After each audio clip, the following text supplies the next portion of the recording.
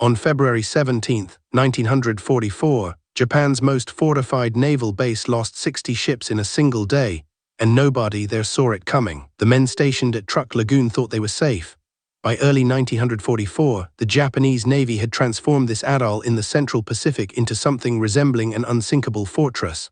Hundreds of miles from any Allied territory, ringed by coral reefs that made approach treacherous, studded with anti-aircraft guns and fighter squadrons, Truk wasn't just a base. It was Japan's answer to Pearl Harbor, a forward operations hub that could project power across an entire ocean. Vice Admiral Masami Kobayashi commanded the fleet anchored there.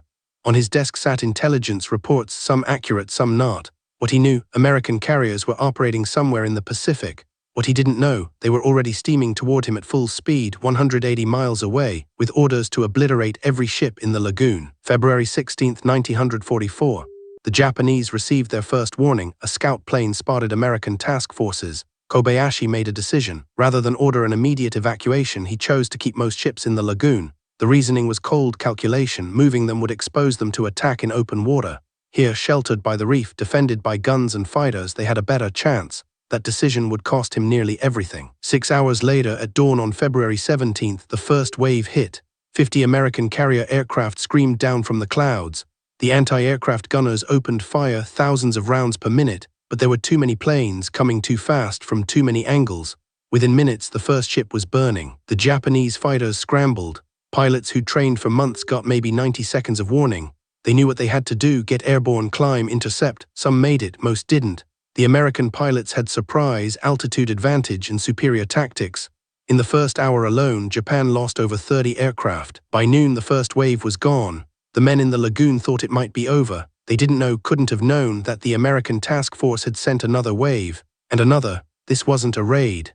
This was a calculated, systematic destruction carried out over 16 hours. The cruiser Kashii took a torpedo. The destroyer Fumizuki was hit and sank in minutes.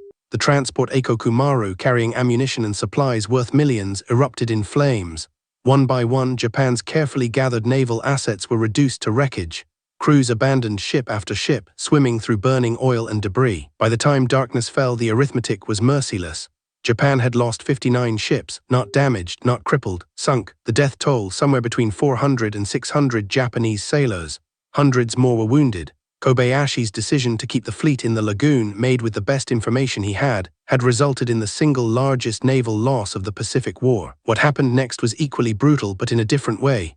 The survivors weren't rescued quickly. Many spent days in the water. Some drank seawater. Others clung to debris, watching for planes that never came. When rescue finally arrived, over 100 men never made it home. The Japanese Navy never recovered from Truk. The carriers and cruisers lost that day represented irreplaceable expertise, years of construction, and strategic capability that couldn't be rebuilt in the time remaining.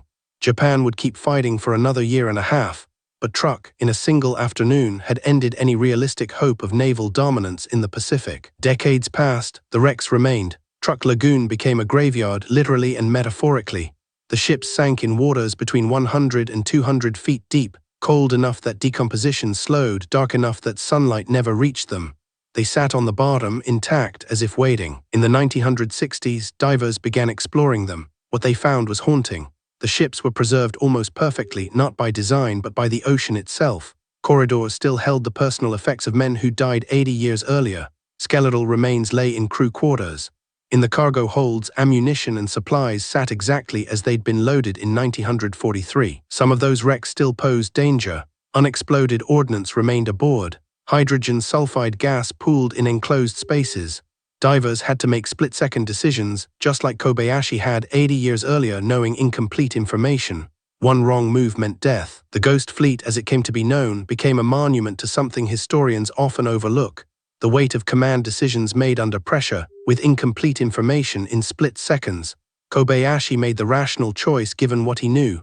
It was wrong, and 500 men paid with their lives. Today, Truk Lagoon is a dive destination. Tourists descend to walk through the hallways of history. They swim past the bridge where officers stood. They see the galley where cooks prepared meals. They float above the engine rooms where engineers died at their posts. It's eerie, educational, and impossible to forget. The lagoon still holds secrets. Not all the wrecks have been fully explored. Some remain too dangerous. Others are too deep. And occasionally divers still find human remains, reminders that these aren't just historical artifacts. They're tombs, 59 ships, hundreds of lives, all the result of one decision made in the dark. The ghost fleet of Truk Lagoon stands as a stark reminder. History isn't about inevitability. It's about choices made by people with incomplete information, under pressure, knowing the stakes but not the outcome. Kobayashi's decision made sense at the time. The ocean preserved the consequences forever. Subscribe for more untold histories buried beneath the waves, each one stranger than the last.